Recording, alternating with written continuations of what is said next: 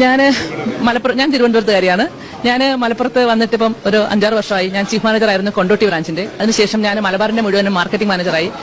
അതിനുശേഷം പ്രൊമോഷൻ കിട്ടി Malappuram റീജിയനിന്റെ കൺട്രോളറായി, means regional മാനേജറായി. ഇത്രേ പറയാനുള്ളൂ. മലപ്പുറം ഈ ലോകത്തെ ഏറ്റവും മനോഹരമായ പ്രദേശം. ഹായ് ഫ്രണ്ട്സ്, ഞാൻ ഫറൂഖ് അഹമ്മദ്. KUF മീഡിയയിലേക്ക് നിങ്ങൾക്ക് എല്ലാവർക്കും സ്വാഗതം. മലപ്പുറം ജില്ലയെ കടുത്ത വർഗീയ പരാമർശവുമായി വല്ലാപ്പള്ളി നടേശൻ കഴിഞ്ഞ ദിവസം വരികയുണ്ടായി.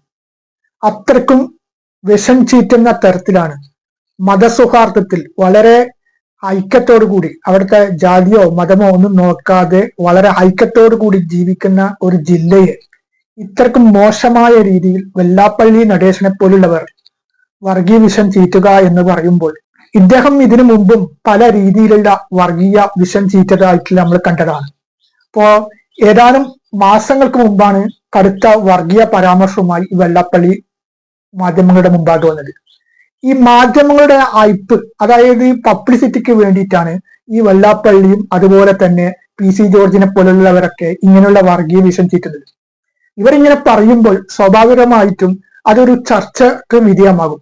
ആ ചർച്ചയ്ക്ക് വിധേയമാകുമ്പോൾ മാധ്യമങ്ങൾ ഇവരെ വളയും. അങ്ങനെയാണല്ലോ ഇവർ മാധ്യമങ്ങൾ ശ്രദ്ധിക്കപ്പെടുന്നത്. നമ്മളിവിടെ ജീവിച്ചിരിപ്പുണ്ട് എന്നുള്ള രീതിയിലാണ് ഈ വെള്ളാപ്പള്ളി നടേശനും അതുപോലെ തന്നെ PC ജോർജും ഒക്കെ ഇങ്ങനെ വർഗീയ വിഷം ചീറ്റിട്ട് ഇത് കൊടുക്കുന്നത്.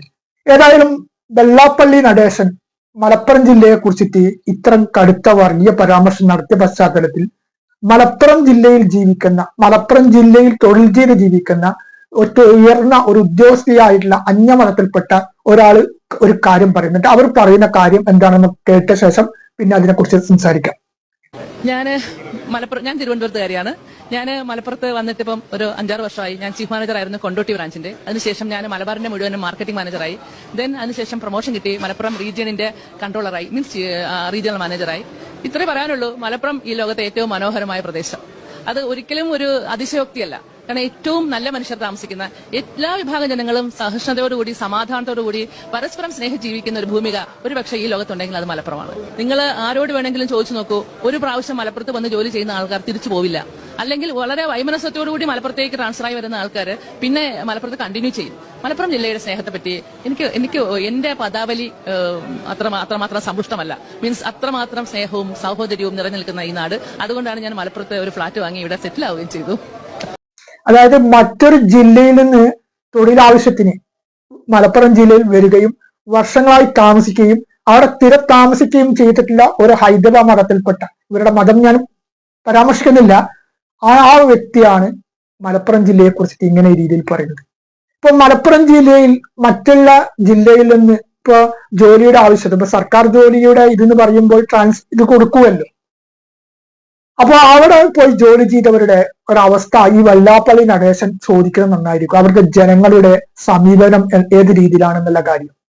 ഇന്ന് ഏറ്റവും കൂടുതൽ കേരളത്തിൽ തന്നെ ഏറ്റവും കൂടുതൽ മതസൗഹാർദ്ദത്തിൽ വളരെ ഐക്യത്തോടു കൂടി ജീവിക്കുന്ന ജില്ല മലപ്പുറം ജില്ലയാണ്.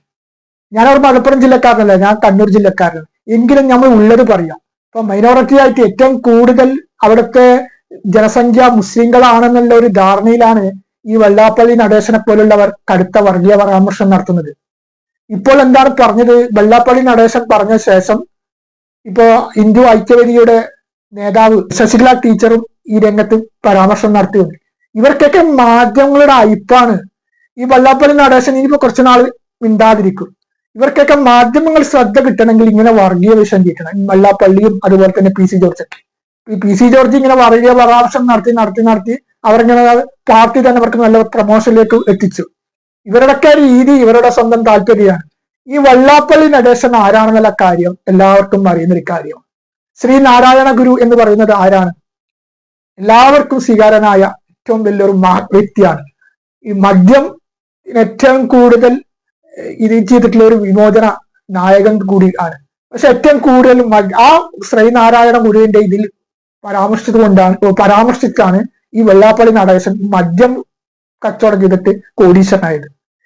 ഇദ്ദേഹത്തിന്റെ സ്വന്തം സമുദായത്തിൽപ്പെട്ട പാവങ്ങളായ ആൾക്കാരെ യഥാർത്ഥ പ്രശ്നം ഈ വെള്ളാപ്പള്ളി നടേശൻ പരിഹരിച്ചു കൊടുത്തിട്ടും പോരെ മറ്റുള്ളവരുടെ കാര്യങ്ങൾ നോക്കേണ്ടത്. അതുകൊണ്ട് ഈ വെള്ളാപ്പള്ളി നടേശനെ പോലുള്ളവരൊക്കെ ഒറ്റപ്പെടുത്തുവാൻ, ഇവിടെ മതസൗഹാർദ്ദത്തിൽ ജീവിക്കുന്ന, അവിടെ ഏത് രാഷ്ട്രീയമാകട്ടെ, മതങ്ങളാകട്ടെ, ജാതികളാകട്ടെ, ഏതുമാകട്ടെ, നമ്മളെ മതസൗഹാർദ്ദം, നമ്മുടെ നാട്ടിന്റെ സമാധാനം കെടുത്തുന്ന ഇത്തരം വിഷജന്തുക്കളെ ഒറ്റപ്പെടുത്തേണ്ടത് എല്ലാവരുടെയും ബാധ്യതയായി കണ്ടുകൊണ്ട് ഈ വെള്ളാപ്പള്ളി നടേശനെ പോലുള്ളവരെ ഒറ്റപ്പെടുത്തണമെന്നാണ് ഈ അവസരത്തിൽ വിനീതമായി ആവശ്യപ്പെടാനുള്ളത്.